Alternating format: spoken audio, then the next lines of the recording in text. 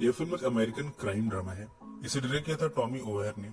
Film में मुख्य रूप से एक्टिंग की थी एलियट पेज और कैथरीन किनर ने। इंडियानापोलिस में घटित हुई सच्ची घटना पर आधारित है। फिल्म को सनडांस फिल्म फेस्टिवल में प्रीमियर किया गया था। फिल्म के इंटरनल डिस्ट्रीब्यूटर के बीच की प्रॉब्लम्स की वजह से इसे थिएटर्स में रिलीज नहीं किया जा सका। बाद में इसे शो टाइम टेलीविजन के नेटवर्क पर रिलीज किया गया। फिल्म को Golden Globe, primetime Emmy और साथ ही writers guild of America award से सम्मानित किया गया था। कहानी की शुरुआत होती है 1965 से।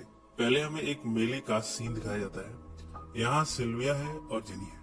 कोर्ट में एक केस चल रहा है। इसमें एक लेडीज के स्टमक की फोटो दिखाई जाती है। इसमें लिखा है, I am a prostitute and proud of it. Court में बहुत से छोटे बच्चे बैठे हुए हैं। जेनी भी है और उसके पेरेंट्स भी है। जेनी के पिता लेस्टर को कटघरे में बुलाया गया है, पर पूरा मामला जानने के लिए हमें फ्लैशबैक में जाना पड़ेगा। 16 साल की सिल्विया और उसकी डिसेबल 15 साल की बहन जेनी को उनके पेरेंट्स लेस्टर और बेटी ने गर्टरूड के पास छोड़ा था। दरअसल उन्हें अपने कार्निवल सर्किट में काम के सिलसिले में जाना पड़ा। गर्टरूड एक चर्च परिचित है और साथ ही पॉला, जॉनी, स्टेफनी और बाकी बच्चों की माँ है। गर्टरूड की माली हालत बड़ी खराब है। जब लेस्टर और बेटी ने अपनी बेटियों को गर्टरूड के पास छोड़ा तब $20 पर वीक पर बात हुई। कुछ हफ्तों तक तो पेमेंट आती रही, पर अचानक से लेस्टर की तरफ से पेमेंट नहीं आई। इसे गर्टरूड गुस्सा हुई। उसने सिल्विया और जेनी को मारना शुरू किया। वो उन्हें बेल्ट से कोड़े भी मारती रहती है। कुछ दिनों के बाद पेरेंट्स की तरफ से पेमेंट भी आई और एक खत भी आया। गर्टरूड ने इस खत को छिपा लिया और पेमेंट रख ली। उसने इसकी खबर भी इन दोनों लड़कियों को नहीं दी। इस सब में गर्टरूड की बेटी पॉला का अपने बॉयफ्रेंड के साथ रिश्ते की बात सिल्विया को पता चल गई। उसे लगा पॉला प्रेग्नेंट है। ये बात सिल्विया बाकी बच्चों में बताती रहती है। इस पर गर्टरूड ने न सिर्फ खुद सिल्विया को मारा बल्कि जॉनी को भी मारने के लिए उकसाया। जॉनी जब सिल्विया को मार रही थी तब गर्टरूड ने जॉनी की मदद की। गर्टरूड ने उसे धमकाते हुए कहा, मेरे किसी भी बच्चों के बारे में कुछ भी कहने की हिम्मत मत करना, वरना तुम्हें रोज ऐसे ही कोड़े से पीटा जाएगा। माफी मांगो कि तुमने पॉला के बारे में झूठ फैलाया। कुछ दिनों के बाद जेनी को अपने पेरेंट्स का खत एक कचरे में मिला। सिल्विया ने अपने पेरेंट्स को फोन लगाया, तभी गर्टरूड के बच्चों ने उसे देख लिया। उन्होंने इस बारे में गर्टरूड को बता दिया। गर्टरूड ने सिल्विया को मारते हुए पूछा, तुम्हारे पास इतने पैसे कहाँ से आए कि तुमने फोन लगाया? तुमने जरूर चोरी की होगी मेरे घर से। उसने सिल्विया का हाथ सिगरेट से जला दिया। इस कहानी में एंडी भी है। वो गर्टरूड के बच्चों में से एक का बाप है। एक बार सिल्विया को एंडी से बात करते हुए गर्टरूड ने देख लिया। उसने सिल्विया से कहा, तुमने एंडी के साथ फ्लर्टिंग की।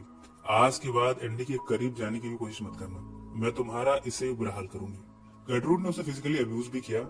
इसके बाद उसने जॉनी और स्टेफनी के बॉयफ्रेंड कॉय को ऑर्डर दिया उसे बेसमेंट की सीढ़ियों पर ढकेल देने को। ये सब देखकर जेनी रोने लगी।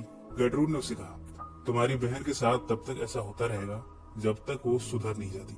मैं उसे जब तक लेसन सिखा नहीं लेती तब तक वो बेसमेंट में ही रहेगी। इसके बाद उसने अपने बच्चों से कहा, कोई अगर पूछे तो कहना कि सिल्विया को जुवेनाइल डिटेंशन सेंटर में भेजा गया है। इन सब के बाद भी गर्टरूड ने अपने बच्चों को, पड़ोस के बच्चों को अपने यहाँ लाने की और उन्हें बेसमेंट में जाकर सिल्विया को मारने की इजाजत दे दी। अब ये रोज का काम हो गया है। इन सब में पॉला को अपने आप में गिल्ट फील हुआ। उसने अपनी माँ से कहा, सिल्विया को हमने काफी पनिशमेंट दे दी है, अब हमें उसे छोड़ देना चाहिए। पर गर्टरूड ने उसकी बातों को इग्नोर कर दिया। कुछ दिनों बाद चर्च के पादरियों में से एक बिल का यहाँ आना हुआ। बिल ने कहा, मैं चर्च की तरफ से बच्चों को देखने आया हूँ, आखिर तुम परेशान क्यों हो? गर्टरूड ने कहा, पॉला प्रेग्नेंट है। सिल्विया का बड़ा बुरा असर पड़ा है पॉला पर। जब से वो लड़की मेरे घर में आई है सब कुछ खराब होने लगा है। उसने मेरी बेटी को बिगाड़ के रख दिया। बिल ने कहा, सिल्विया कई हफ्तों से चर्च नहीं आई, मैं उसे मिलना चाहता था। गर्टरूड ने कहा, मैं माफी चाहती हूँ, मैंने उस लड़की में सुधार की कोई लक्षण नहीं देखे। ऐसे में मुझे उसे जुवेनाइल डिटेंशन सेंटर भेजना पड़ा। मैंने उसे चोरी करते हुए पकड़ा। मैंने उसके पेरेंट्स को कांटेक्ट भी करना चाहा पर बात नहीं हो पाई। वो तो इन बच्चों की खबर भी नहीं लेते। अब मुझे समझ नहीं आ रहा कि क्यों इनके माँ बाप ने इन बच्चों को मेरे पास छोड़ दिया है। इन सब बातों को सुनकर बिल चला गया। उसने जाते हुए कहा कि वो इस संडे को बाकी बच्चों से मिलना चाहता है। जैसे ही बिल यहाँ से गया, गर्टरूड अपने बच्चों को बेसमेंट में अंदर ले गई। यहाँ सबके सामने उसने सिल्विया के पेट के कपड़े हटाकर उस पर लिखा, I am a prostitute and I am proud of it. ये सब उसने एक निडल से लिखा है। इन सब के बाद उसने अपने नेबर रिकी हॉक्स को निडल पकड़ाई ताकि वो इस पर कुछ लिखे। रिकी ने गर्म निडल से उस पर इस लाइन को पूरा किया। सिल्विया हेल्प के लिए चिल्लाती रही। जब रिकी उसके समीप आया लिखने के लिए तब सिल्विया ने कहा, प्लीज ऐसा मत करो, मेरी मदद करो, तुम तो अच्छे लड़के हो। पर रिकी ने उस लाइन को कंप्लीट करते हुए लिखा, I am proud of it. पॉला हमेशा गर्टरूड से नाराज रहती है। वो अपनी माँ की बिल्कुल भी नहीं सुनती। कई बार तो वो अपनी माँ को गालियां भी दे देती है। रात को वो छिप कर बेसमेंट में गई। उसने देखा कि सिल्विया जमीन पर बेहोश पड़ी है। पॉला ने उसे उठाया, उसे सहारा देते हुए सीढ़ियों पर ले गई। इस समय गर्ट्रूड सो रही थी। पॉला सिल्विया को लिए दरवाजे तक पहुंची। गर्ट्रूड की बेटियों में से एक इस समय उठ गई थी। उसने देखा कि पॉला सिल्विया को लिए जा रही है। उसने अपनी माँ को आवाज दी। अब तक पॉला सिल्विया को लिए घर के बाहर ला चुकी थी। उसने कहा, तुम्हें यहाँ से जाना होगा। सिल्विया ने रोते हुए कहा, पर जेनी का क्या होगा? पॉला ने कहा, मैं उसकी देखभाल करूंगी, फिलहाल तुम उसकी नहीं अपनी फिक्र करो। इतने में गर्ट्रूड बाहर आ गई थी। वो सिल्विया को मारने को दौड़ी, जबकि पॉला ने गर्ट्रूड को पकड़ लिया। सिल्विया भागने में सफल हुई। वो भागते हुए एक पार्क में पहुंची। यहाँ रिकी ने उसे देख लिया। वो उसे संभालने के लिए उसके पास गया। उसने कहा, मुझे माफ कर दो, मुझे पता नहीं था कि मैं क्या कर रहा था। पॉला की माँ को जब मैंने वो सब करते देखा तब मुझे फन लगा, पर आई एम सॉरी, मुझसे गलती हो गई। इसके बाद वो सिल्विया को अपनी गैराज में ले गया। यहाँ अपनी कार में उसने उसे बैठाया। उसने पूछा, अब हमें कहाँ जाना चाहिए? रिकी ने आगे भी कहा, हम पुलिस के पास जा सकते हैं, उन्हें सब कुछ बता देंगे। सिल्विया ने कहा, मुझे अपनी माँ के पास जाना है। इतने में सिल्विया ने गर्ट्रूड को अपनी तरफ आते देखा। रिकी ने गाड़ी की स्पीड तेज कर दी। रिकी उसे लेकर आगे के एक मेले के नजदीक पहुंचा था कि उसने एक कार को रोक दी और कहा, मुझे रास्ता बताओ, कैसे जाना है? सिल्विया ने कहा, रिकी तुम वापस जाओ, जेनी की देखभाल करना, मैं यहाँ से जैसे तैसे चली जाऊंगी। रिकी ने कहा, तुम फिक्र मत करो, मैं जेनी की देखभाल करूंगा। सिल्विया उसे थैंक यू बोलती हुई कार से उतर गई। वो इस मेले के अंदर गई। उसने थोड़ी दूर चलकर देखा कि उसके पेरेंट्स इस मेले में अपनी दुकान लगाने की तैयारी कर रहे हैं। उन्होंने जैसे ही सिल्विया को देखा, वो भागते भागते उसके समीप पहुंचे। उन्होंने पूछा, तुम्हें ये क्या हुआ है? सिल्विया कुछ बोल नहीं पाई। वो सिसक सिसक कर रोने लगी। जब उसे लिटाया गया तब उसने अपने स्टमक से शर्ट को हटाया और दिखाया कि उसकी बॉडी पर क्या लिखा गया है। ये सब देखकर सिल्विया की माँ बड़े जोरों से रोने लगी। सिल्विया के पिता ने पूछा, उन लोगों ने तुम्हारे साथ ये सब किया? मुझे तुम दोनों को वहाँ छोड़ने की सजा मिली है। मुझे ऐसा नहीं करना चाहिए था। मैंने तो उसे फोन भी किया था, उसने कहा था कि सब ठीक है। इस समय तीनों ही रो रहे थे। सिल्विया के पिता ने कहा, हम अभी साथ में वहाँ चलेंगे, इसकी कंप्लेन करेंगे और जेनी को वहाँ से ले आएंगे। इसके बाद तीनों गर्ट्रूड के घर पहुंचे। सिल्विया ने कहा, आप दोनों यहीं रुको, मैं जेनी को लेकर आती हूँ। सिल्विया घर के अंदर गई। उसने देखा कि यहाँ एक डेड बॉडी पड़ी है। गौर से देखने पर उसे पता चला कि डेड बॉडी किसी और की नहीं बल्कि उसकी खुद की है। ये सब जो हो रहा था सिल्विया का हेलुसिनेशन था, पर अब वो मर चुकी है।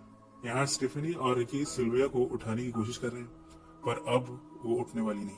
गर्ट्रूड को भरोसा नहीं हुआ कि सिल्विया मर गई है। वो उसे उठाने की कोशिश करती रही, पानी के छींटे मारती रही। जेनी ये सब देखते रोती जा रही थी। इतने में रिकी फोन बूथ पर पहुंचा। उसने पुलिस को फोन कर बताया कि इस घर में एक डेड बॉडी है। थोड़ी देर में यहाँ पुलिस पहुंच गई। कहानी अब प्रेजेंट में आ चुकी है। ये वही केस है। जेनी को कटघरे में बुलाकर लॉयर के द्वारा पूछा गया, क्या आपने कभी सिल्विया को पॉला, स्टीफनी या बाकी बेटियों के साथ बुरा व्यवहार करते हुए देखा? क्या वो कभी किसी भी लड़की को मारती थी?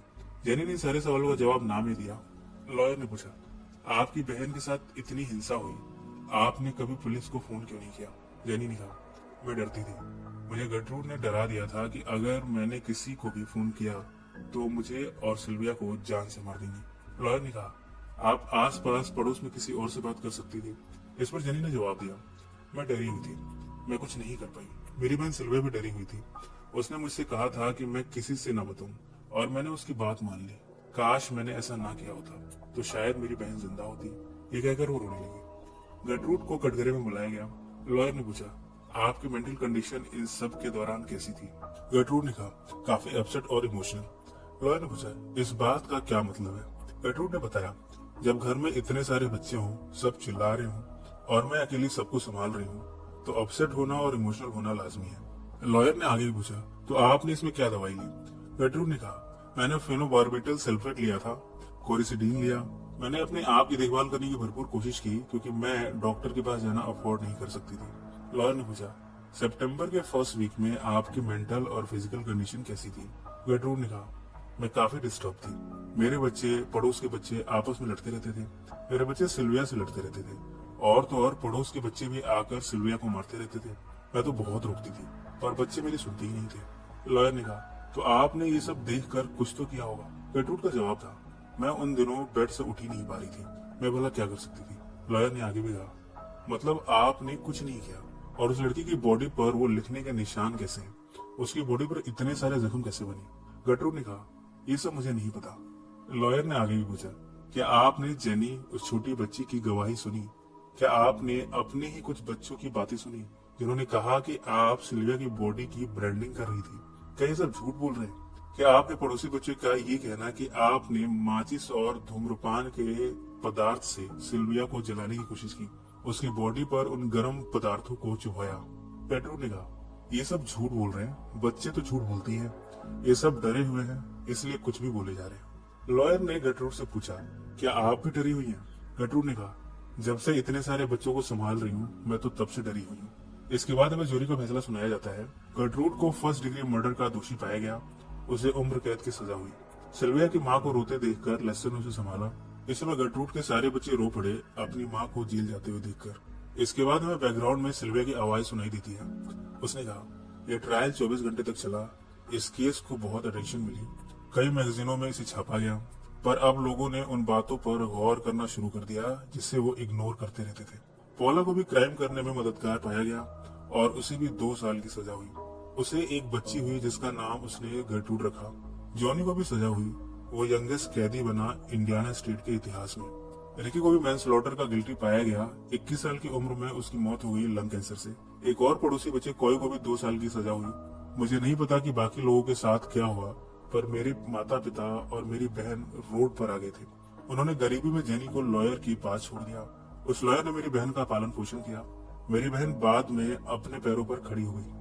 कम से कम उसकी लाइफ अच्छी हो गई। गटरूड ने 20 साल जेल में गुजारे। पेरोल पर उसे 1985 में रिलीज कर दिया गया। 5 साल बाद उसकी भी मौत हो गई। इस फिल्म के अंतिम सीन में हमें दिखाया जाता है कि जब गटरूड जेल में थी तब उसने जो हुआ उसकी रिस्पॉन्सिबिलिटी लेनी शुरू कर दी थी। एक दिन उसने जेल में ही सिल्विया की आत्मा को देखा। वो डर गई। गटरूड ने उससे माफी मांगी, पर सिल्विया की आत्मा ने उसे कुछ नहीं कहा, सिर्फ उसे देखती रही। अगले सीन में सिल्विया कार्निवल में झूलते हुए दिखी। उसने कहा, मैं वापस अपनी फेवरेट जगह पर आ गई हूँ, मैं यहाँ सबसे सेफ महसूस करती हूँ। रेवरेंड बेल ने कहा था कि हर हालत में भगवान कोई ना कोई प्लानिंग करता है। जो कुछ होता है सब कुछ उसकी प्लानिंग की वजह से होता है। मैं अभी भी इस प्लान को समझने की कोशिश कर रही हूँ कि अगर सब कुछ भगवान ने ही प्लान किया था तब ये सब क्यों हुआ और इससे किसको क्या मिला। इसी सवाल के साथ सिल्विया अकेली झूलती जा रही थी और इसी नोट पर यह फिल्म समाप्त हो गई। ये कहानी इंडियाना में हुए टॉर्चर और मर्डर की सच्ची कहानी को बयां करती है। सो फ्रेंड्स, फिर मिलेंगे जिंदगी के किसी नए मोड़ पर।